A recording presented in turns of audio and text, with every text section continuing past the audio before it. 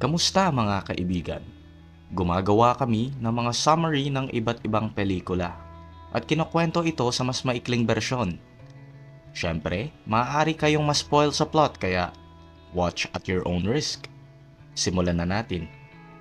Pag-uusapan natin ngayon ang tungkol sa 2020 na science fiction movie na Archive. Sa taong 2038, isang dedikadong scientist na nagngangalang George Almore ang naka-assign sa Japan.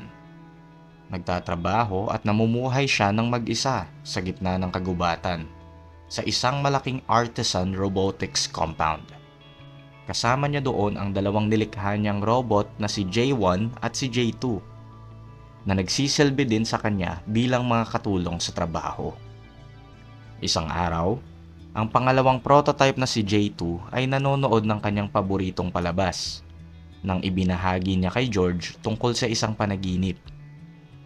Napanaginipan daw niya na nagmamaneho siya ng sasakyan pero hindi na niya masyadong maalala ang iba pang detalye. Ang alam lang niya, nalungkot daw siya pagkagising niya. Pagkatapos nun, sinabi rin ni J2 na may gustong makipag-usap daw sa kanya at alam na ni George kung sino ang kanyang tinutukoy. Mga bandang hapon, nakipag-usap si George sa isang babae na nagngangalang Jules Almore na siya rin ang diwa ng kanyang yumaong asawa. Nag-iba ang ekspresyon sa mukha nito sa pagtagal ng kanilang pag-uusap hanggang sa sinabi niya kay George na hindi na siya pwedeng makipag-usap sa kanya at na sana masaya na ito kung saan man siya naroroon. Dito magal, humina pa ang signal kaya kinailangan na nitong magpaalam. Naguluhan si George ng ilang minuto at bigla na lamang niyang nakita ang sarili sa loob ng isang sasakyan kasama si Jules. Masaya silang nagbibiruan at inutusan siya ni Jules na iset ang kanyang sasakyan sa self-driving mode. Hindi sumang-ayon si George doon dahil wala siyang tiwala sa automatic driving feature ng kotse at lalo pa na hindi daw siya ang nagdisenyo nito. Sa kasalukuyan, kausap naman ni George ang isang tawag, kanyang boss na si Simone. Napansin niya na 2 taon na ang nakalipas at wala pa ring ipinapakita si George sa kanya maliban sa 2 hindi nagtagumpay na mga robot, si J1 at si J2. Pinaalalahanan din siya nito na mayroon na lamang siyang 3 taon upang magawa at matapos ang kanyang pananaliksik. Tinapos ni Simone ang tawag sa pag-uutos kay George na i-back up ang sistema at siguraduhin ligtas ang lugar. Pagkababa ng tawag, pinag-usapan ni na George at J2 ang kanilang mga saloobin tungkol sa kanyang boss. Sinabi niya kay J2 na mas mabuti para sa kanila na limitado lang ang nalalaman ni Simone tungkol sa 2 prototype. Dahil kung hindi, siguradong ipapashutdown niya ang mga ito. Sumang-ayon din si J2 doon at pinanatag na si J1 na hindi siya kapalpakan, kagaya ng sinabi ng boss. Ilang sandali pa ang lumipas. Ipinagpatuloy ni George ang pagtatrabaho habang pinapaplay ang mga memorya ng kanyang asawa. Ginagawa niya ng puntong iyon ang isa pang bagong prototype na tinawag niya naman na si J3. Si J3 ay lubos na iba ang itsura kumpara kina J1 at J2 at siya lamang ang may anyo na parang isang tao. Hindi alam ni George, nagmamasid pala si J2 sa laboratorio upang malaman kung ano ang kanyang ginagawa. Nang lumabas ang dalawa para ayusin ang reception system nila, napansin niya ang kakaibang pananahimik ni J2. Bigla na lang din itong nagtanong pagkatapos kung bakit hindi siya pinayagan ni George na tumulong sa trabaho. Dati naman daw silang isang team. Tiniyak ni George na hindi niya papalitan si J2 ng bagong prototype. Gayunpaman, nagdududa pa rin si J2 doon, lalo na nang makita niya ang bagong robot na mas magaling kaysa sa kanya. May napansin din siyang pattern at napagtanto niya na mas magaling din siya kung ikukumpara sa kanyang kapatid na si J1. Kinagabihan, matagumpay namang naikabit ni George ang artificial intelligence sa bagong robot. Ngunit hindi pa nito lubusang maabsorb ang kanyang sistema dahil bigla na lang din pumasok sa kanyang isipan ang mga alaala ni Jules. Dahil dito, tinulungan siya ni George at inilagay muna sa hibernation mode upang bumuti ang pakiramdam niya sa kanyang paggising. Kinabukasan pagkalabas ni George, nagulat ito nang may nakita siyang aso sa loob. Pinaalis niya ang aso at inutusan ng kanilang system na isara ang pintuan. Pero sa kasamaang palad, hindi ito gumana. Nagpanggap si J2 na wala siyang alam tungkol dito. Ngunit nakaramdam siya ng saya nang hingi ni George ang kanyang tulong. Habang inaayos muli ng dalawa ang system sa labas, may huminto namang isang sasakyan sa harapan. Lumapit sa kanila si Sinclair at Melvin, na siyang mga kinatawan ng kumpanyang Archive. Ang dalawang ito ay dumating upang ipaalam kay George na may natanggap silang notification tungkol sa pag-transition ng kanyang asawa sa somnolence. Bukod pa doon, nais din nilang suriin ang makina ng Archive para sa kanilang kliyente. Habang kausap nito si Sinclair, nag-aalala naman si George sa ginawa ni Melvin sa makina. Natuklasan ni Melvin na may nangialam sa mga security measures at mga environmental system ng unit. Ngunit itinanggi ito ni George. Sinabi niya na lamang na subukan nito suriin muli ang system para sa mga errors. Nakaramdam ito ng paghihinala, kaya pinaalalahanan niya si George na ang paggamit ng unit ng Archive ay legal na nagko-constitute ng pagtabi ng mga labi ng mga pumanaw na user nito. Ibig sabihin, kapag ginamit iyon para sa personal na dahilan, may legal silang obligasyon na tanggalin ang unit at ilibing ito. Nagalit si George dahil ayaw pa niyang umalis ang kanyang asawa. Gayunpaman, binalaan ni Melvin na obligado silang kumilos para sa ilalim ng Post-Death Internment Act kung sakaling malalaman nilang lumabag siya sa patakaran. Sinagot naman ito ni George na wala siyang ginagawang mali at wala din daw magagawa ang kumpanya dahil wala naman silang ebidensya. Pagkaalis ng dalawa, alam ni George na maghahanap ang mga ito ng ebidensya. Kaya't nagtrabaho siya ng walang tigil para tapusin si J3. Bumalik si George sa kanyang istasyon upang suriin si J3 at ibinalik niya ito sa kanyang normal na kalagayan mula sa hibernation mode. Gayunpaman, mukha itong malungkot at pagod. Naguguluhan din siya dahil wala daw siyang maalala. Ngunit nagpaliwanag si George na ang kanyang software ay naghahanap ng mga pattern at sinisikap na buuin ang mga bagay-bagay. Sinigurado niya rin dito na kahit hindi ganoon kalinis ang proseso, gumagana naman ito.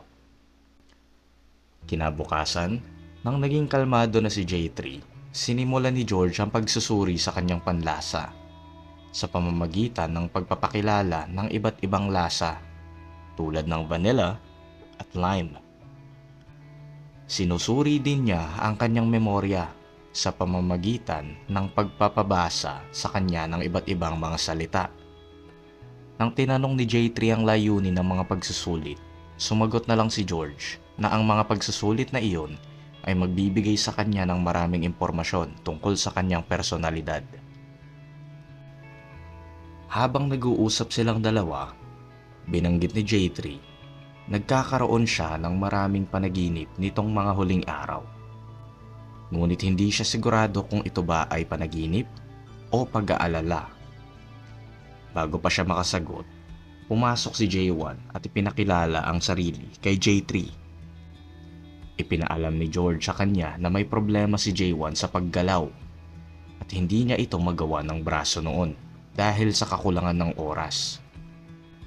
Samantala, hindi naman nila namalayan na nakatingin pala sa kanila sa CCTV si J2, kung saan nakita niya ang lahat at narinig din ang mga revelasyong hindi pa niya nalalaman. Nakaramdam si J2 ng pagkainggit dahil para mamuo sa kanyang isipan ang sirain si J3. Pagsapit ng gabi, sinira ni J2 ang mga kagamitan sa basement habang si George naman ay nananaginip na kausap ang kanyang asawa.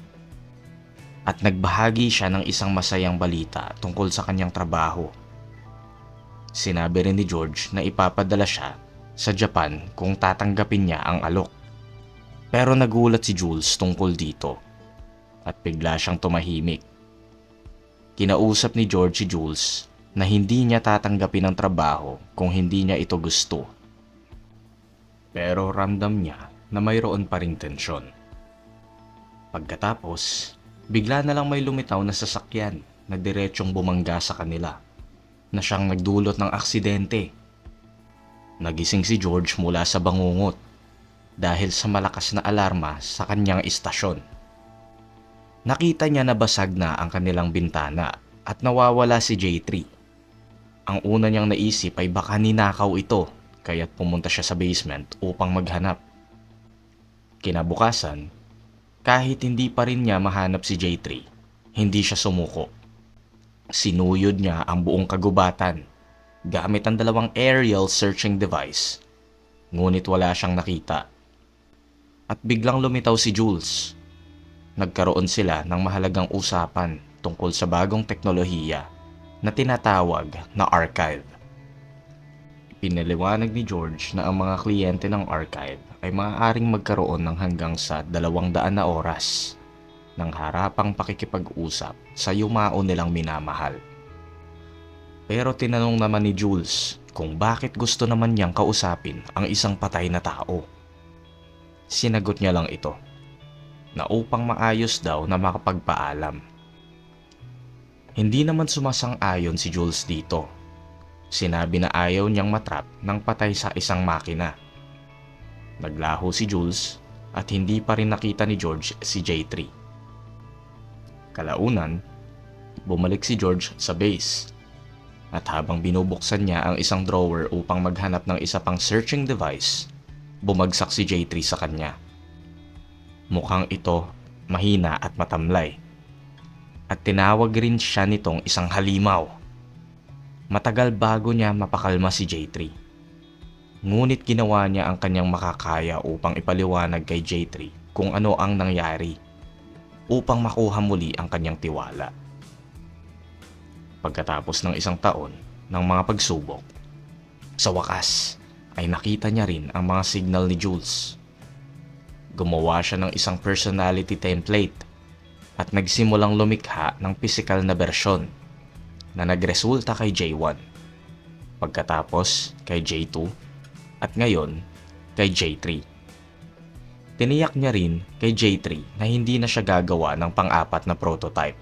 Matapos ang kanilang pag-uusap, natuklasan ni George na lihim na dinala ni J2 si J3 sa silid ng may mga dokumento noong nakaraang gabi.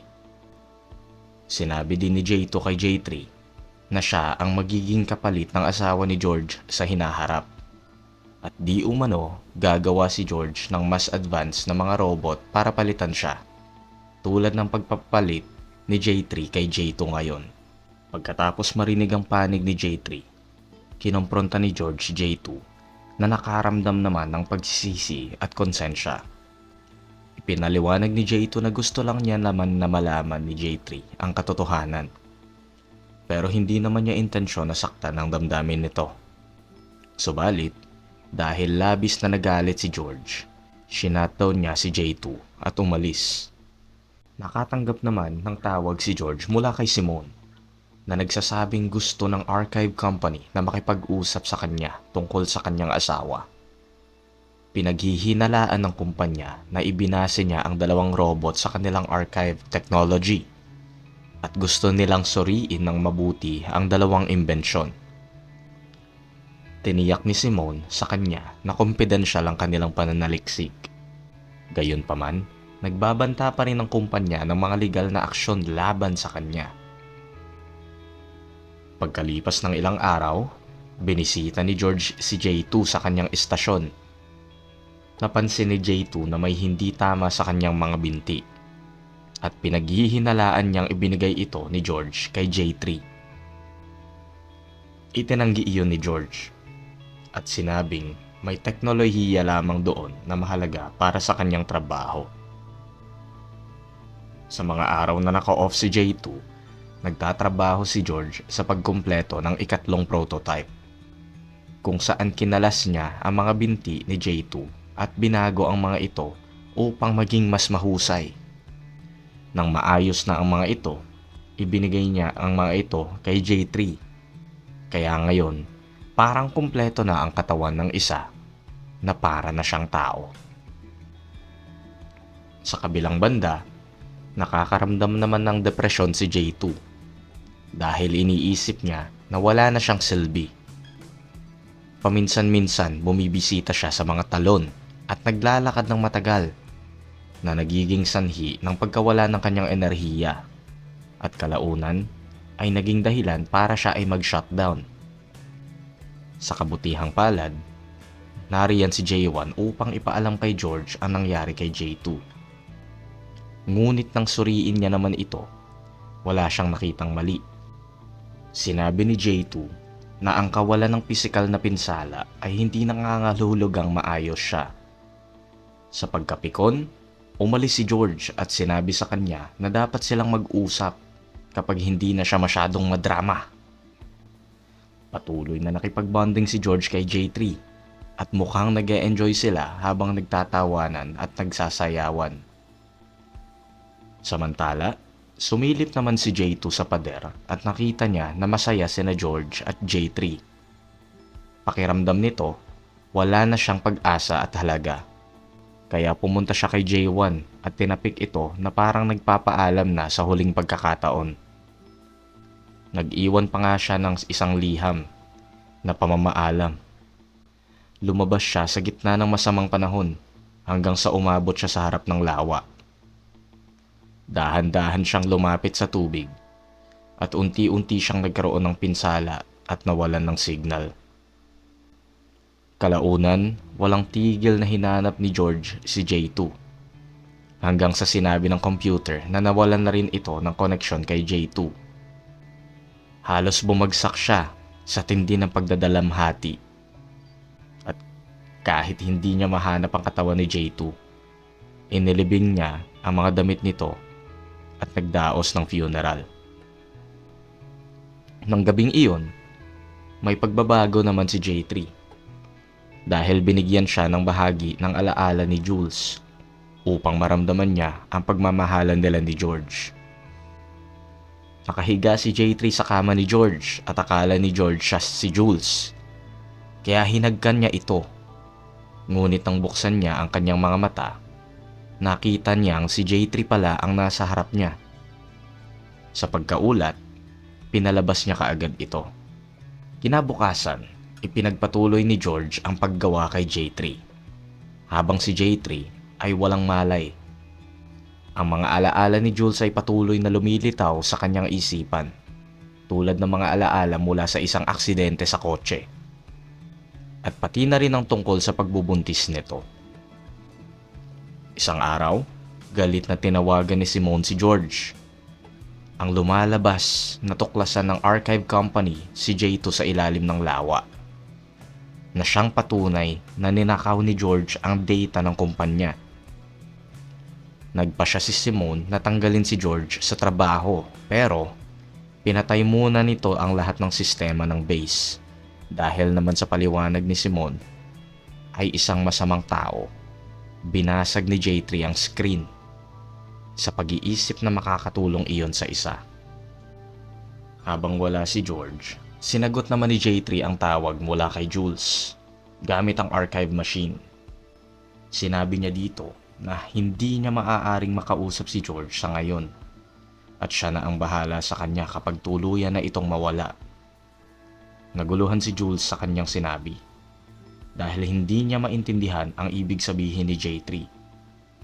Pero ang tinutukoy ni J3 ay kapag nag-expire na ang archive ni Jules. Pagkabalik ni George, inagaw niya ang telepono mula kay J3. at sinabi na hindi niya maipapaliwanag ang lahat sa ngayon. Ngunit tinitiyak niya kay Jules na magkikita sila sa lalong madaling panahon. Ibinunyag ni George kay J3 na balak niyang burahin ang kanyang kamalayan at palitan ito ng kay Jules. Sinabi niya na ito lamang ang tanging paraan. Pero tulad ng sino mang nabubuhay, ayaw mamatay ni J3. Sa labis na pagkabigo, sinigawan niya si George na patay na si Jules. Bigla rin siyang bumigay at kinuha ang baril mula sa isang kahon. Itinutok niya ito kay George upang tanungin siya tungkol sa kung ano talaga ang nangyayari at kung ano ang gusto ng archive company. Sinabi lang ni George na nais nilang suriin si J3 at tingnan kung ano pa ang mabuti na magawa niya. Gayunpaman, lalo lang nalito si J3. Humingi ng paumanhin si George at inamin ang totoong dahilan kung bakit niya nilikha si J3. Pakiramdam daw niya siya ang may kasalanan sa pagkamatay ni Jules at nais niyang magkaroon pa sana sila ng buhay na magkasama. Nang sandaling iyon, napagtanto ni J3 na si George ay patay na rin at unti-unti nang nawawala sa loob ng archive. Ang natitira na lamang ay ang bahagi ng kamalayan nito na tumatanggi pa ring maubura. Nais ni J3 na umalis ang alaala ni George para maging masaya na ito kasama si Jules. Kaya't sa huli, pinayagan ito ni J3 na ilipat ang archive sa kanya, na agad niyang ginawa dahil nauubos na ang oras. Pagkatapos ng pagkakaroon ng maikling koma, nagising si J3 at kumilos na para bang siya si Jules. Nagkaroon ng sandaling kaligayahan si George hanggang sa may tumawag sa telepono. Ito ay ang recovery team ng kumpanya na patungo para kunin si George at ang kanyang mga robot. Pagkatapos niyang paandarin ang mga sekreto niyang sub-project, bigla na lang itong misteryosong naglaho. Kahit may mahigpit na pagtutol sa kanyang isipan na harapin ang katotohanan tungkol sa kanyang kamatayan, sa huli, lumapit si George sa tumatawag na telepono. Kahit pabinalaan siya ni J3 na huwag sagutin ito dahil masakit ang katotohanan. Gayunpaman, sinagot niya ang telepono at muli niyang narinig ang boses ni Jules. Bigla siyang umiyak at ibinalita kay George na ipinaalam sa kanya ng kumpanya na ang kanyang kamalayan ay malapit nang tuluyang mawala. Maaaring iyon na rin ang huling pagkakataon na sila ay makapag-usap. Sa pagtatapos, napagtanto ni George na siya ay patay na pala. At si Jules ay tumatawag sa kanya bago siya tuluyang mawala. Nagtagumpay siya na makumbinsi ang kanilang anak na babae na makipag-usap kay George at nagpalitan sila ng huling pamamaalam. Pumatak ang luha sa kanyang mga mata habang hinaharap ang katotohanan. Sa huli, ibinaba ni Jules ang telepono at naglakad ito papalayo habang dala ang kanilang anak. Kung gusto nyong makinig pa sa mga movie summary kagaya nito, subscribe na kayo sa Cinefellas at i-click ang notification bell. See you sa next video!